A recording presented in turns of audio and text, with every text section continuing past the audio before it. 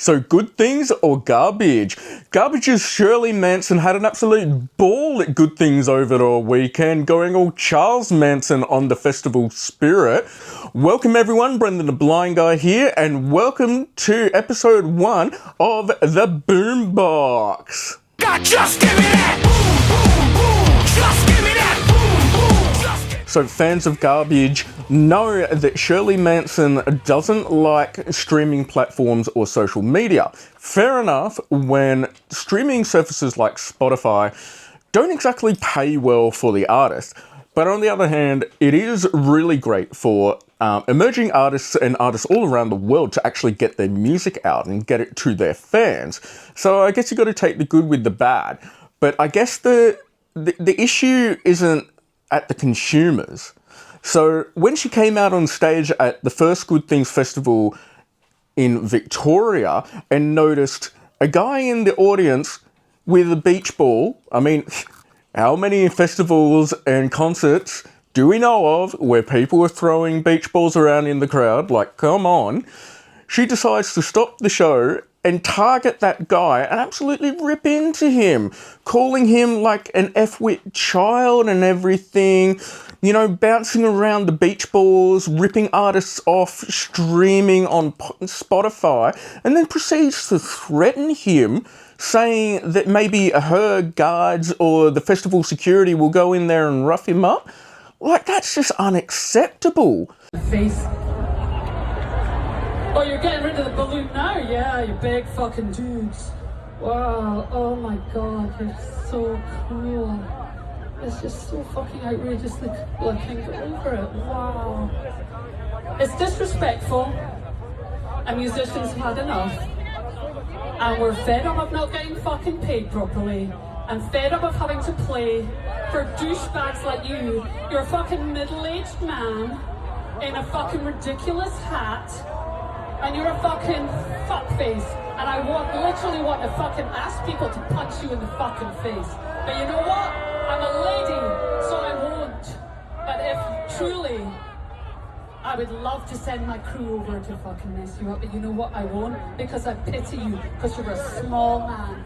Like, seriously, the guy, Ben, has been a massive fan of her for like 30 years, doesn't even stream, and is like a massive festival goer, been a fan of him, like, yeah, as I said, for 30 years, and then she rips into him like that. So it's great that Ben doesn't want an apology or doesn't want people to make a big deal over it or whatever. But seriously, I think there has to be some accountability, because that's just not on, and it really kills the vibe of the festival. And then at the Brisbane festival, she then proceeds to do a non-apology by saying, oh yeah, sorry, but, and then rant on about, you know, freedom in Palestine and everything, overshadowing her apology. So it was like, you know, do you even mean the apology? Very impressive, and not only are they impressive, but they are very, very big.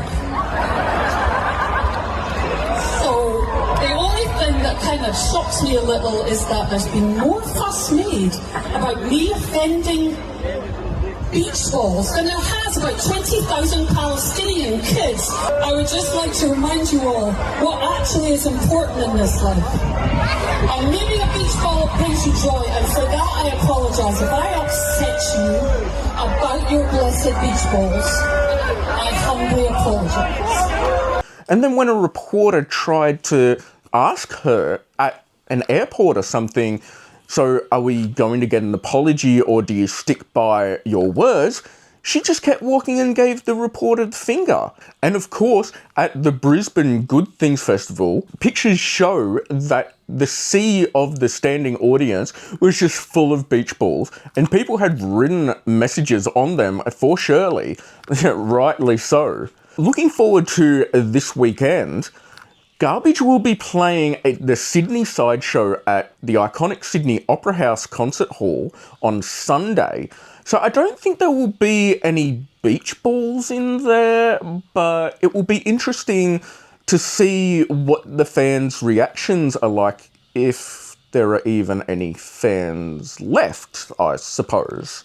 but I'll leave that up to you guys, ones that may actually go to the show. Well, so we'll see. So I guess if I were to say anything and take away from that, I guess just Shirley, shut your mouth. Try not to panic.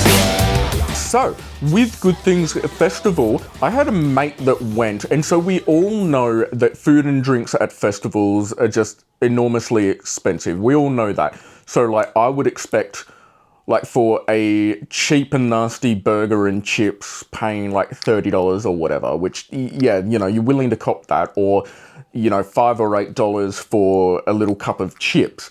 But apparently, for a cup of chips with gravy was $18, and for 4 slices of pizza, not even a whole pizza, was $28, and for 5 meat skewers was $30, and then with drinks, $15 for a weak half-strength beer, or for a pre-mixed slushy with half a shot of vodka was $17.50. That's absolutely insane. And then when you add it to the fact that you can't take food or drinks unless you got a medical reason to, into the event, which I completely understand, because if someone gets sick or overdoses on drugs or whatever from food or drinks that they bring into the festival can get the blame for it, not with people not realizing that the festival has nothing to do with it. So I get not being able to bring food or drinks in, but to then punish people even more by charging those ridiculous prices when they have no choice but to buy their food and drinks, I mean, come on. Personally, I would really think that if festival organisers would kind of take a bit of a hit with the price of food and beverages, people would actually be more inclined to like go to festivals and buy the tickets earlier for the festivals, me included. So I think it's a vicious cycle when it comes to festivals getting cancelled these days, which pushes up the prices of things so the festivals can actually go ahead. But then if the prices are too high, people aren't going to want to pre-purchase tickets until right closer to the event. So it's really a vicious cycle. So what do you think? And also, if you did go to Good Things Festival, who were the standout performances? I've heard really good things about All Time Low and Tool, even though I'm not personally a big fan of Tool. I have heard that they put on a pretty epic show. I've also heard good things about Gua. So definitely keen to hear people's thoughts of who the standout performances were over the weekend and what other festivals are coming up and that, you know, you might be looking forward to. Me personally, I'm a little bit concerned and a bit fearful if Good Things Festival will be coming back next year in 2026 after the backlash of garbage and the insane prices. And apparently at the Sydney Festival, even though it was reported that 85% of tickets were sold, it didn't seem like more than 40 or 50% of the capacity actually showed up. That may have been because it was 41 degrees, or it may have also been because the All American Rejects and Knocked Loose pulled out days before. Personally, the All American Rejects were the main reason I would have went. And then when you add it to them pulling out and the insane prices of drinks and food and the 41-degree heat, I don't know if it would have been really worth it. So also looking forward to this weekend in Sydney. Apart from Garbage's Good Things Sideshow at the Sydney Opera House on Sunday, we've got Aussie rock legends The Living End touring on their I Only Trust Rock and Roll album tour at the Sydney Opera House forecourt this Friday, also as part of the Opera House forecourts On the Steps concert series. Now that's awesome and very much looking forward to that. I will be attending that, doing a review, so keep a keen eye out for that. And when I went to the Living End Q&A and signing in Marrickville earlier this year, the band was saying that the concept of I Only Trust Rock and Roll is, well, in a world where everything's adapting and changing and you don't know where to look, what to believe, what to trust, you've always got music like rock and roll that you can turn to and you can always trust rock and roll. And I absolutely love that concept. So very keen to check that out. We've also got Lady Gaga playing her Love Monster Ball at Accor Stadium on Friday and Saturday night, so get ready to just dance on the edge of glory for that one if you're going. Now, looking past this weekend, there are so many incredible artists doing tours in the coming months into 2026. Like, it is absolutely jam-packed. So, as we all know, the legendary Foo Fighters have announced a one-off show in Tasmania, of all places. Now, I was told that they actually hold a special place for Tasmania with the Mines, actually, where a song of theirs is written about a man that got trapped in the mines and only wanted to hear Foo Fighters while he's trapped in the mines. So that's pretty incredible.